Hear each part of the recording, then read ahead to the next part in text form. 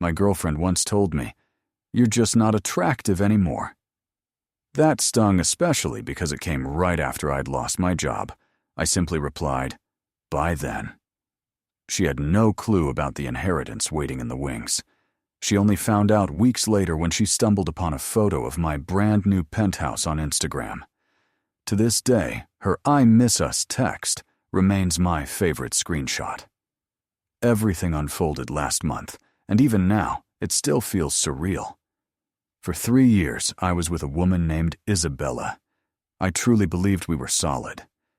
We shared a modest 2-bedroom apartment, built routines, and were that comfortable, low-drama couple everyone recognized. I wasn't wealthy, but I held a stable job in software development, and we lived well-decent vacations, nice dinners, and I covered most of the expenses without complaint. I figured that's what you do when you're building a future with someone. Then, 2 seismic events struck within the same week and shattered my world. First, my grandfather passed away. He was an incredible man, quiet, hard-working, and self-made, having built a small real estate empire from the ground up. As his only grandchild, we were close, and his death hit me hard. I spent a week in a fog, arranging the funeral and drowning in grief. Isabella was outwardly supportive but emotionally distant. She held my hand at the service, yet I could sense her mind was somewhere else entirely. Just 5 days after the funeral, I returned to work, trying to steady myself only to be called into my boss's office. The company was cutting my entire team. Just like that, I was unemployed. The timing was brutal, coming on the heels of my grandfather's death. I came home that evening feeling utterly crushed, grieving, anxious about my future, and desperate for comfort. I sat Isabella down on the couch and told her the news, expecting a hug, or at least some words of encouragement. Instead, she gave me a long, strange look, calculating, almost cold. She stayed silent for what felt like forever. The next evening, she delivered her verdict. We were in the living room. I was on my laptop, scrolling through job listings. She just stared at me before letting out a dramatic, theatrical sigh. "We need to talk," she announced. I closed my laptop. "What's up?" She looked me over slowly, then smirked, not warmly, but dismissively. "It's just, you're not attractive anymore." I was stunned. "What are you talking about?" She gestured toward me, toward the open job search tabs. "This. The stress, the unemployment. It's not a good look. I'm drawn to ambition, to success. You're just not that anymore. I think we're done." Her words were so blunt, so cruel, I didn't even know how to respond. My grandfather had just died. I just lost my livelihood. And the woman I thought loved me was discarding me like trash because I no longer fit her image of a successful man. There was zero compassion, just a cold, transactional assessment. My worth to her was tied directly to my paycheck and job title. Something inside me snapped, but not in anger. A quiet, icy clarity took over. I wasn't going to beg. I wasn't going to argue. She'd shown me exactly who she was, and I believed her. I simply nodded. By then, my calm reaction infuriated her. She'd expected tears, pleading, promises to get a new job, anything but indifference. My acceptance stripped her of the power she thought she had. "That's it," she snapped. "After 3 years, that's all you have to say. By then?" "You made your decision," I replied, standing up. "What else is there to talk about? I can help you pack." She spent the next few hours furiously throwing her belongings into boxes, slamming drawers and cupboards. I sat on the couch and watched in silence. What she didn't know, what she couldn't have guessed, was that the day before my layoff, my grandfather's lawyer had called. My grandfather had left me everything, his entire estate. The initial valuation was still pending, but the lawyer mentioned a figure so enormous it felt unreal. He'd advised me not to make any major financial moves until probate was finalized, which could take months. so I'd kept it to myself, especially from Isabella, while I processed my grief and the shock of unemployment. My emotional pain was genuine, but my financial reality was the exact opposite of what she assumed. And in that moment, I decided she would never find out. Not from me. She called a friend to pick her up. She'd never owned a car. She'd always used mine. As she walked out the door for the last time, she paused and gave me a pitying look. "I hope you get back on your feet," she said. "I really do." It was the most insincere thing I'd ever heard. "I'll be fine," I replied. I closed the door, locked it, and welcomed the silence. It wasn't lonely. It was peaceful. The first thing I did was call my lawyer, the same one handling my grandfather's estate. His advice was clear. Document everything. Separate all finances immediately, and under no circumstances engage with her. Her first escalation came 3 days later.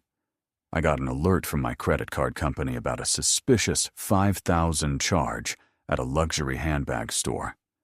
We'd shared a joint card, supposedly for emergencies only, and she still had it in her wallet. Even knowing I'd just lost my job, she went on one last shopping spree on my dime. I reported the card as stolen, flagged the charge as fraudulent, and sent her a screenshot with a simple message. I assume this was a mistake. I've reported it as fraud. Her reply was instant and furious. "That was my card too. You can't just cut me off. I need things." I didn't respond. I just screenshotted the exchange and forwarded it to my lawyer. Then came the demands for money. She started texting that I owed her for the 3 years we'd been together. She claimed she deserved a severance package for her emotional labor and time invested. Even her best friend Jenna began messaging me, calling me a deadbeat for abandoning a woman with nothing. I ignored it all. About a month later, the first portion of my inheritance cleared probate. A massive sum landed in my account. It still felt unreal, but I knew my grandfather wouldn't want me to drown in sorrow. He believed in living boldly, so I decided to honor him by doing exactly that. I couldn't stay in the apartment we'd shared.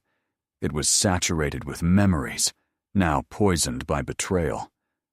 I wanted a fresh start. I contacted a high-end real estate agent and described exactly what I wanted: a penthouse with an unforgettable view. 2 weeks later, I signed the lease on a stunning 3-bedroom unit on the top floor of the city's newest luxury tower. The skyline view was breathtaking. Over the next month, I furnished it meticulously, hired an interior designer, bought original art, built a cutting-edge home office. For the first time in my life, price tags didn't matter. It was liberating. I didn't do any of this to spite Isabella. I was simply crafting a new life, one she'd explicitly rejected. I created a private Instagram account to share the renovation journey with close friends and family. I knew word would eventually reach her. Our city isn't that big. The bomb dropped on a Friday night. I'd just finished installing a state-of-the-art home theater. I snapped a photo of the glittering cityscape from my living room with a glass of premium whiskey in the foreground and posted it with the caption, "New chapter." I didn't tag the location, but anyone familiar with the skyline would recognize it instantly. Less than an hour later, my phone buzzed. An unknown number. A single message. "I miss us." I stared at it. After everything, after calling me unattractive, worthless, disposable, after trying to max out my credit card, after demanding payment for our relationship, this one photo of a luxury apartment was enough to make her crawl back. It wasn't me she missed. It was the lifestyle she'd foolishly thrown away. I took a screenshot, didn't reply, just sat there, gazing at the city lights, and started laughing. That pathetic, transparent 4-word message became the most satisfying moment of my life. Her "I miss us" text was merely the opening move. When I didn't respond, the desperation escalated. The next morning, my phone flooded with messages from her, from Jenna, even from her mother, all singing the same tune. She made a mistake. She was stressed. She didn't mean it. You two were meant to be. It was a coordinated campaign. I ignored every single one. That weekend, I bought a sleek black sports car I'd dreamed of since childhood. Posted a photo in the penthouse garage. The following day, I attended a charity gala my grandfather had long supported, dressed in a custom tuxedo, and shared a photo from the event. I was quietly crafting a visual story of my rebirth, a life light years from the one she'd scorned. The direct confrontation came a week later.